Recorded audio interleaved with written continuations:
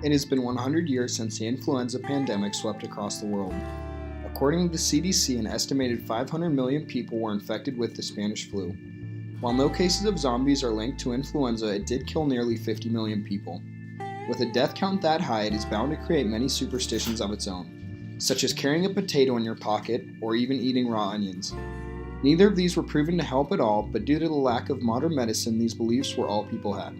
But beyond just superstitions, the Spanish flu also created many problems for the common people. It led to famine, starvation, and emotional trauma for millions. World War I was considered to be the war to end all wars. Millions of people were killed by guns, artillery, and chemical attacks. But just as soon as the Great War was coming to an end, a new threat was emerging, a threat just as deadly and far more aggressive. In World War I, many items were deemed more necessary to the military than citizens, one of these items being food. This alone raised the price of groceries for citizens all over the world.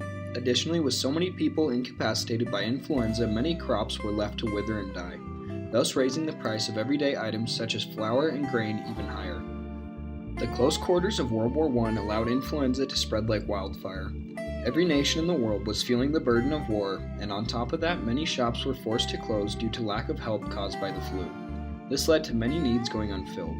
The people were not only suffering directly from the flu, but they were also suffering from the lack of services caused by the flu.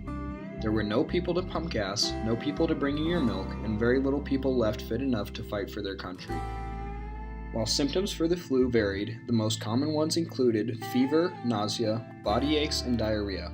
However, the most common cause of death for the flu was actually by pneumonia.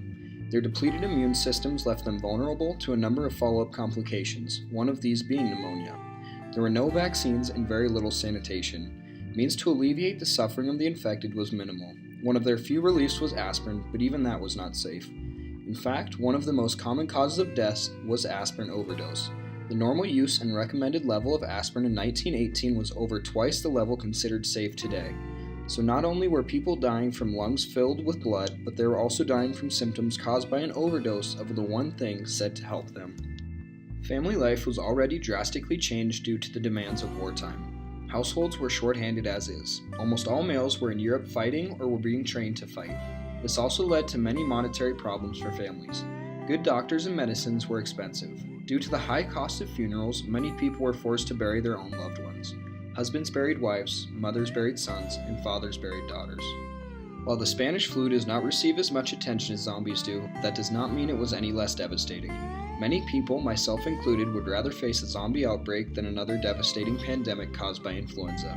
However, with the new trend of anti-vax parenting, are we setting ourselves up for the fast track for round 2? Only time will tell. After all, natural selection has a way of sorting things out.